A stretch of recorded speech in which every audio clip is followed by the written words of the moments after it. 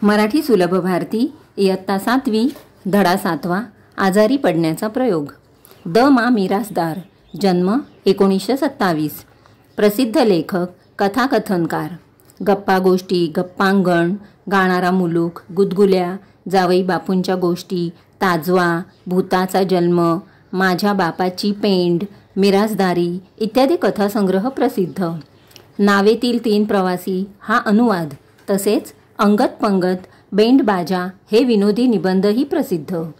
मुलाचे आजारपणाबाबतचे विचार व त्याचे दवाखान्यातील वागणे याचे मार्मिक व विनोदी वर्णन लेखकाने प्रस्तुत पाठात केले आहे। आपण एकदाही कधी दुखणे करी नव्हतो ही गोष्ट ध्यानात आल्यावर मोठी लाज वाटली। छे, निदान एखाद दुसऱ्या वेळी तरी आपण आजारी पडायचे होते। टायफॉइड, क्षय, निमोनिया असली मोठमोठी गोड दुखणी राहू द्या बाजूला, पण थंडी, ताप, खोकला, पडसे यापैकी काहीतरी माझ्या वाटणीला यायला हवे होते। निदान पोटदुखी, डोकेदुखी यातले तरी काही। आपल्या स्वतःच्या मालकीची एकही औषधाची बाटली अजून असू नये? एखादे साधे इंजेक्शन माझ्या वाटणीला येऊ नये काय?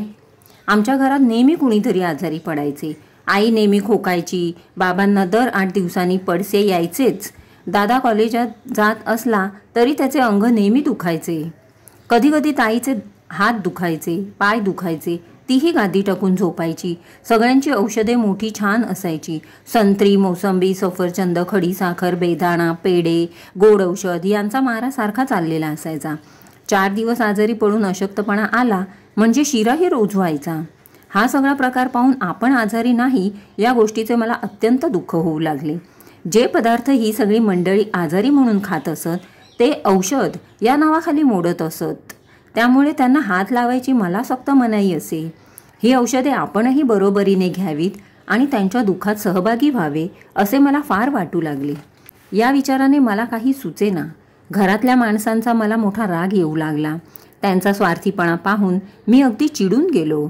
ती मंडळी स्वतःच इतक्या वेळा आजारी पडत होती की माझ्या वाटणीला कोणतेच आजारपण येत नव्हते। ते काही नाही, आपण आजारी पडून डॉक्टरांकडून औषध आणायचेच असे शेवटी मी ठरवून टाकले। मग नेहमीप्रमाणे मी रोजच्या 3-4 बाटल्या घेतल्या आणि डॉक्टरांकडे गेलो। चड्डीच्या खिशात मी स्वतःची बाटली निराळी जपून ठेवली होती। दवाखान्यात खूप गर्दी होती। खूप माणसे असली म्हणजे मला फार बरे वाटे, कारण त्यामुळे बराच वेळ दवाखान्यात बसता येते। शिवाय बसलेल्या माणसांच्या चेहऱ्यांकडे बघता येते। काय छान दिसतात एक एक लोक। हळूच मी खुर्चीवर बसलो आणि लोकांकडे टाकामाका बघू लागलो। काही लोक कणत होते, कुणी इंजेक्शन घेऊन बसले होते। आपल्या दंडावरल्या पिवळ्या डागाकडे मोठ्या फुशारकीने पाहत होते। त्यांच्याकडे पाहून मला त्यांचा फार हेवा वाटू लागला। हळूहळू पुष्कळ लोक निघून गेले। मग मी हळूच माझी छोटी बाटली डॉक्टरांच्या टेबलावर सरकवली आणि म्हणालो, डॉक्टर, मला बरं वाटत नाही हो, मलाही औषध हवं आहे। असं? मग ये इकडे, बघू, तपासू, असे म्हणत डॉक्टरांनी मला खाटेवर झोपायला सांगितले। त्या गुलगुलीत खाटेवर झोपताना अशी काही मजा वाटली म्हणता। इतक्या वेळा आपण दवाखान्यात आलो, पण या खाटेवर पडायचे सुख कधीसुद्धा आपल्या वाटेला आले नव्हते। आता डॉक्टर ती छान नळी आपल्या छातीवर, पोटावर लावतील, तपासतील, कदाचित इंजेक्शनसुद्धा देतील।